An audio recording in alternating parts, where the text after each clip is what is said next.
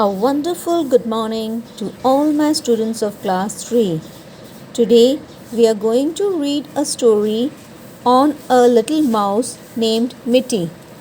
The name of our today's chapter is The Cake Thief. Let us start reading the story.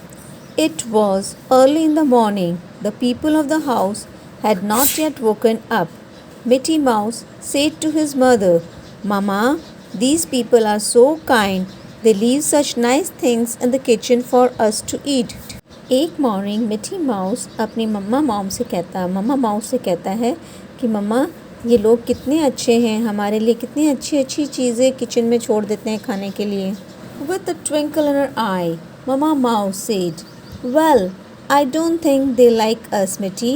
You are not to look about in the house alone. You think they are kind, but they may still try to catch you." Mitty didn't agree at all.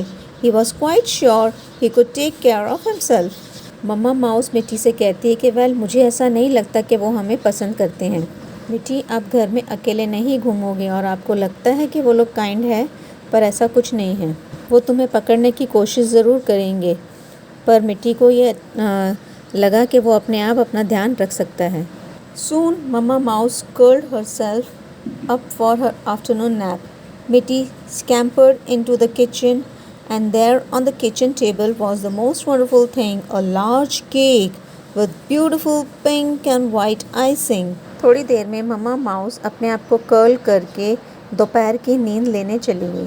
Scampered means जल्दी जल्दी. मिट्टी scampered into the kitchen मतलब मिट्टी जल्दी जल्दी kitchen में गया और किचन टेबल पे जो वंडरफुल केक था उसने देखा. Mickey licked his lips as he sniffed it. "I must taste this," and he started nibbling it. He didn't know he was nibbling away at little Miss Bluebell's birthday cake. Then he heard a sound.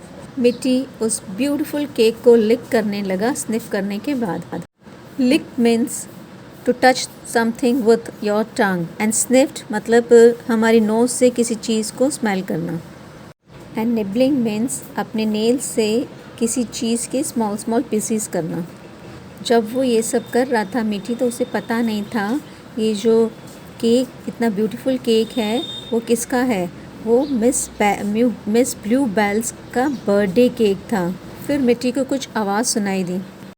"Oh dear, that's Mama waking up." Off he ran and was back in the hole again. Mama Mouse sat rubbing her eyes. "Time for some food, Mitty. Let's go," she said. ओह, ये तो मम्मा mouse की आवाज़ है, वो जाग गई है. फटाफट वो भाग के मिट्टी अपने होल में गया वापस, और मम्मा माउस वहाँ पर अपने आइज़ को रब कर रही थी और कहती है कि मिट्टी, let's go for food now, हम चलो अब खाना सर्च करने जाते हैं. So Mitty and Mama scampered into the kitchen. When she saw the hole in the cake, she was annoyed. "Some other mouse has been here before us," she said. She never guessed that it was her own little son. जब दोनों kitchen में जल्दी से गए तो मम्मा mouse cake में whole देखकर गुस्सा हो गई, अनॉयड हो गई. लगता है कोई और माउस कोई और आया है यहाँ पर, मम्मा ने यूँ सोचा. पर मम्मा को बिल्कुल ये पता नहीं था, अंदाज़ा नहीं था कि वो उनका ओन लिटिल सन मिट्टी ही था जिसने ये केक में होल किया है.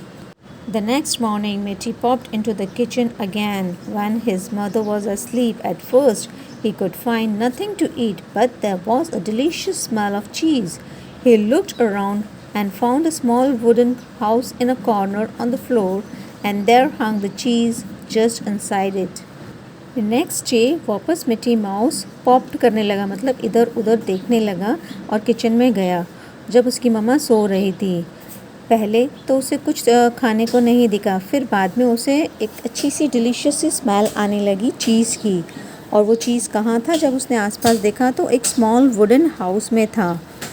मतलब ये पिंजरा था माउस को ट्रैप करने वाला, और उसमें चीज़ हंग कर रखी थी.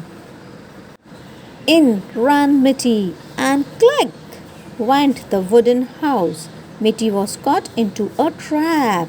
मिट्टी भाग कर उस वुडन हाउस में गया, और जैसे ही वो गया तो क्लिक करके वुडन हाउस बंद हो गया और मिट्टी उसमें ट्रैप हो गया, बंद हो गया. Let us come to the next page. A little later, a woman came into the kitchen. She called a pretty little girl to come and see the thief who had eaten her cake. What are you going to do with him, Mummy? asked Bluebell.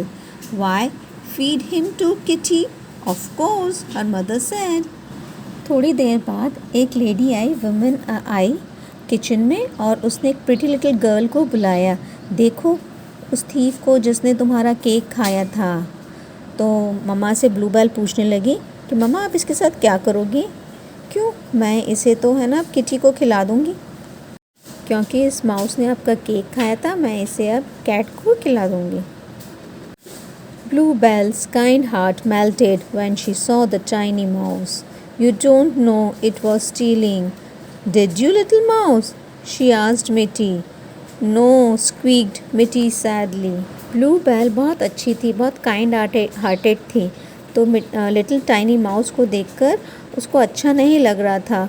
तो उसने tiny मिट्टी mouse से पूछा कि क्या सच में आप चोरी करने आए थे लिटिल माउस. तो मिट्टी माउस ने कहा नो, दुख के साथ कहा. As soon as her mother's back was turned, kind-hearted Bluebell opened the door of the trap. Mitty rushed out.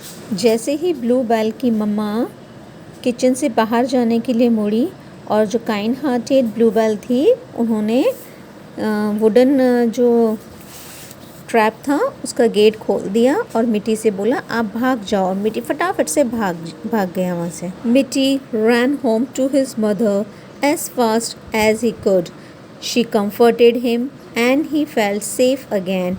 He promised never to disobey her again, and you can be sure he never did it. मिट्टी फटाफट अपनी जान बचा के अपनी मम्मा के पास चला गया, और उसकी मम्मा ने उसे कंफर्ट किया, शांत किया, और उसे अच्छा लगने लगा, अपनी मम्मा के पास सेफ़ फील करने लगा.